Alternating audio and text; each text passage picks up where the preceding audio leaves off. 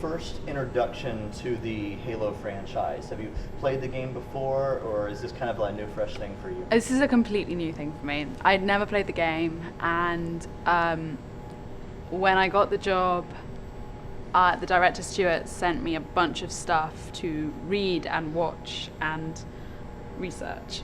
And I was just kind of amazed at the depth and scope of the Halo world. I read Contact Harvest, and I did not have time between getting the job and being here to read the other 7 novels or however many it is, but there's so much, and it's such a rich world and mythology, and I kind of couldn't get over how much invention there is in this world. I was wondering about you're filming an episodic web series here. Does that change your job in any way when compared to filming a more traditional movie or TV series? The fact that it's more episodic in nature? It does a little, although we are shooting 5 15, 20-minute episodes, and the way that the script is written is that there aren't, I think this is not too much of a spoiler, but stop me if I'm wrong, is that there aren't time cuts between the episodes. So one episode picks up immediately after the other one leaves off. So it's sort of, the way it reads and the way it's felt when we've been shooting is that it's a film which is divided up into 5 parts. And obviously each episode has its own little arc, but it sits very comfortably as a whole narrative, I think. From your involvement with Halo so far, what's your favorite aspect of the universe? I really like the invention around the AI characters, because I think that it's interesting to me that technology is so human, but on such a massive spectrum, if that makes sense. Like the fact that they can choose their accents and they can choose their what they wear, but then there's this ultimate fear of, is it called rampancy? Right? Yeah. There's this ultimate fear of degenerating in a sort of mechanical way, and I enjoy in the world the question of what makes humans human, and where that line is in terms of the massive advancement in technology, and I just enjoyed that with the AI characters, that that fine line between computer and human. Can you tell us just a little bit about the character that you play, and then maybe what's your favorite thing about that character, and what does that character have in common the most with you as a real person? I'm playing a character called Chyler Silva, and she is a very tough, competent cadet at Corbulo Military Academy, and she's had a difficult life because she's grown up in a war zone and kind of grown up around a lot of insurrectionist violence, and she's pretty hardened by that, I think, and she's pretty convinced by she's pretty Chyler's pretty convinced by the party line on the insurrectionists, and she's very proud and pleased to be training and studying where she is training and studying. What appealed to me, lots of things appealed to me about her, but I love that she was so strong, and I feel like a lot of strong characters don't happen to be women in film and TV and web series and media, and I really enjoyed that about her. And she's pretty badass, and that is where the similarity between her and I definitely ends. I could not do a push-up before I got here, and was put through some pretty rigorous military training to make sure that Chyler and I were brought closer together. When you're filming on the set here, with you and all the other actors in full costume, and then there's props involved. Do you find that makes it easier for you to get into your role and into the setting that you're? Definitely. I mean, I think that costumes and sets always help you get into character, but particularly when they're so well realized and detailed, and the production values on this have been like wonderful for actors and well for me, definitely, and down to the detailing in terms of, you know, your rank is on your collar, so you'll see the character April has more of these than Chyler does, or just the detailing on the armor, the weaponry, the sets are beautifully lit. We've been turning interiors of universities into futuristic space academy rooms, and it's a really cool aesthetic, especially for me. You know, this is my first experience of Halo, and so having kind of read about the world and looked at the world, and then to have it realized in live action for me within a matter of weeks is pretty cool. And I think that's another thing that's really interesting about the Halo world in general, is like that combination of totally foreign spaceness and those recognizable elements of humanity and things that aren't so high tech. Like the look of the armor in the games is not that high tech. You know, there are lights and stuff, but then it's pretty bulky and cumbersome, and kind of some of the, you know, the helmets are not, like, apart from the displays that you read at, what are they called? HUD displays? Apart from those, they're pretty like bulky helmets, you know, so it's that interesting, and I think that we've really got that juxtaposition of like very plain like concrete and blocking and kind of old school looking military buildings with crazily lit interiors that look super futuristic and spacey and otherworldly, and so that's cool to see, because it's difficult to realize another planet on this planet, I guess. But no, the production values have been awesome. Before your involvement with the project, what did you know about Halo? This is so bad, people are going to hate me so much. I knew that it was a video game. That was it. That's all I knew about Halo. Which, you know, doesn't reflect anything about the bajillion people who do play Halo. It just reflects my ignorance, basically. But yeah. So you've learned a lot since then. I've learned a lot. Yeah, my learning curve's been like that. Now, being a video game, it kind of sits interesting in media, because a lot of times if something is just a novel or just a film project, then your experience kind of starts and ends with that. But being a video game, there's so much interactivity that you can have with the world.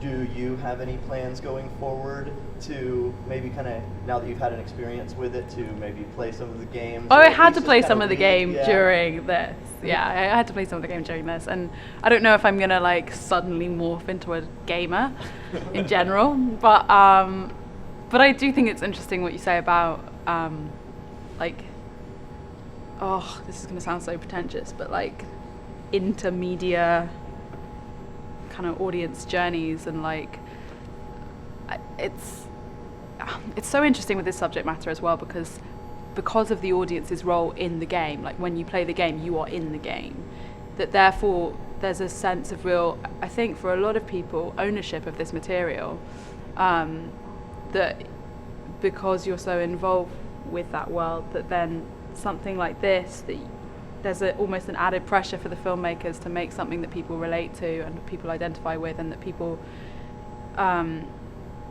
respond well to, given that they have that sense of ownership. Like there's a real duty to the fans to make sure that you get it right, and to make sure that they are able to transition in that experience from one medium to another. So I hope that happens. I feel like it will. You mentioned that you've done some prep work for for the role included some training. Do you want to tell us a little more about that? Oh my god, the training. So it was, okay, the training was brilliant, but I had been told, okay, Anna, you need to get fit, like get in the gym. I'm like, okay, great, fine. So I spent, like, I was in London before this and I was going to the gym and, you know, just working out basically and reading all my Halo things and that sort of thing. And then we got here and we had this designated week of military training. And none of us really quite knew exactly what we were going to be doing. And we had been given this documentary to watch called Surviving West Point, about West Point Military Academy in the States. And we'd all been watching it thinking like, oh, this is insane, I can't believe these people go through this, like this is mad. Little did we know that this was exactly what we were going to be put through, and that, you know, we weren't just watching Surviving West Point, we were going to be surviving West Point in week 1. And we had we have a wonderful military consultant, Thomas Potter, and a brilliant stunt coordinator called James Bamford, and they basically really put us through our paces. We did rifle drills and assault courses all in our Halo armor, and we had to do push-ups anytime anyone got anything wrong. At the end of the day, we would end each day with 10 push-ups, calling out "I love my rifle" at the top of our voices. Like, it was pretty intense. Some people threw up, I cried, all in like a very good bonding, like proud way. But yeah, I felt well equipped by the end of the week to tackle this military academy, or certainly much better equipped than I was when I got there.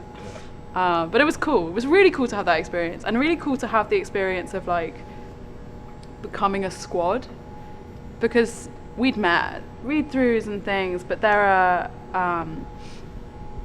a bunch of us, and it was really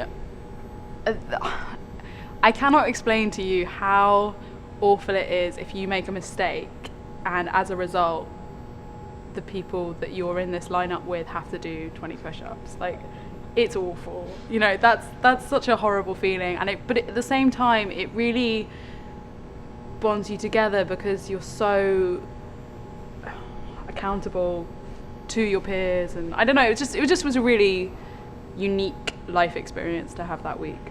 It was cool. So going on from that, what do you feel like when you're in the armor and surrounded by other people who are in these big suits of armor? It's cool. Like, I mean, it's pretty cool for someone to ask you to play an action hero. Like, you don't get to do that often. And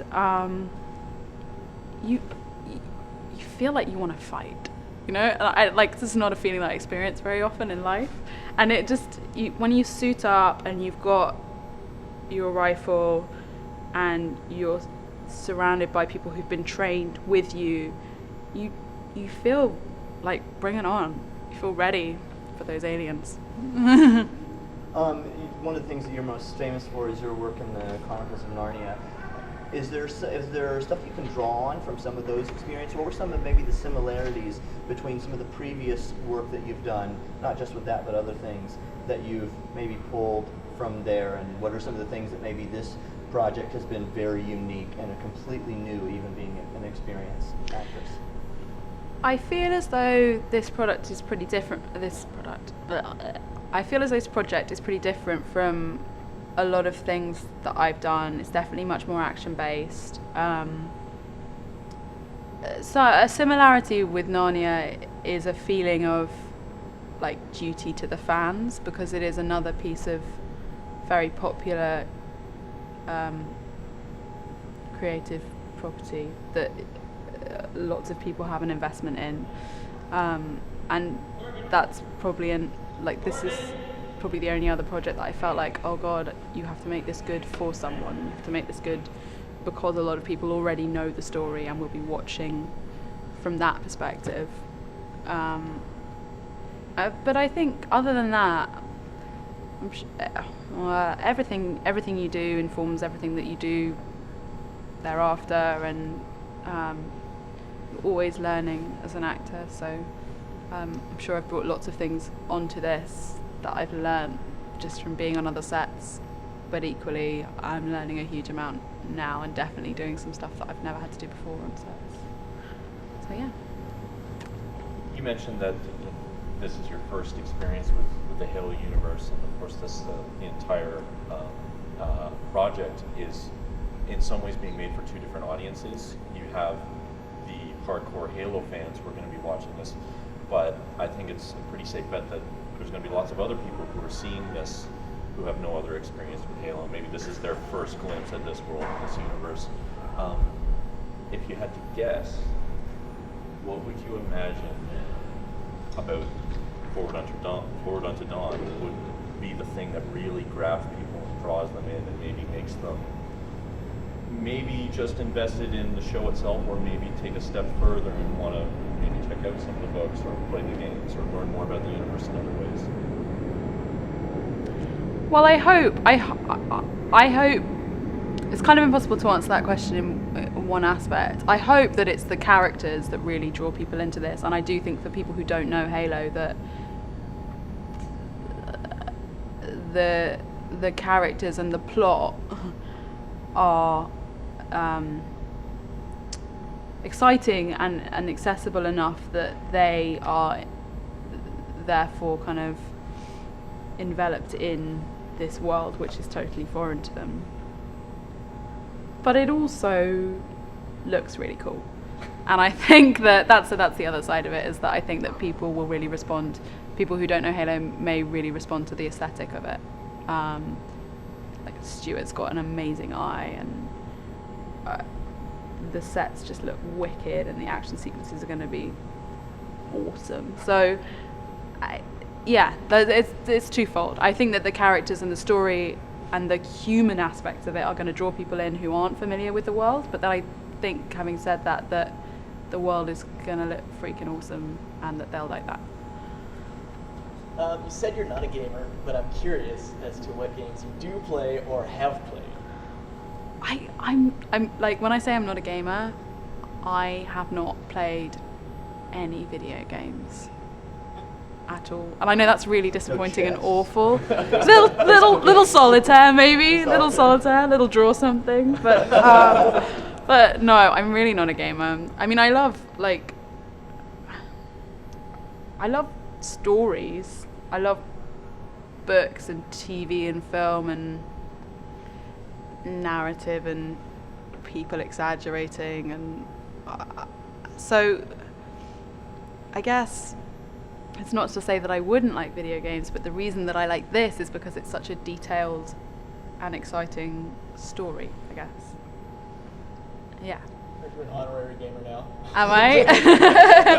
Well, I'm a live action gamer. This is a pretty cool introduction to video gaming, is to like actually get to be the live action version of the video game. That's pretty awesome. How you feel. Right. Yeah, they hired me to act, not to play Xbox, so thank goodness for that. Otherwise, I would not be here. And thank you so much for joining us. We really appreciate it. Is there any last thing that you would like to tell the fans, or maybe something that you really hope that they get out of your performance individually and just the project as a whole? Oh, I just really hope they like it. I just, I know that this is such a huge story and world and mythology for so many people, and I just kind of want to say that people have been mindful of that in making this, that everyone at Microsoft is really it feels that it's really important that this is realized beautifully and truly, and the production team and the director are adamant that it's going to be a good story full of good characters. So I just really hope they like it. Yeah. Thank you so much. No, not at all. No worries.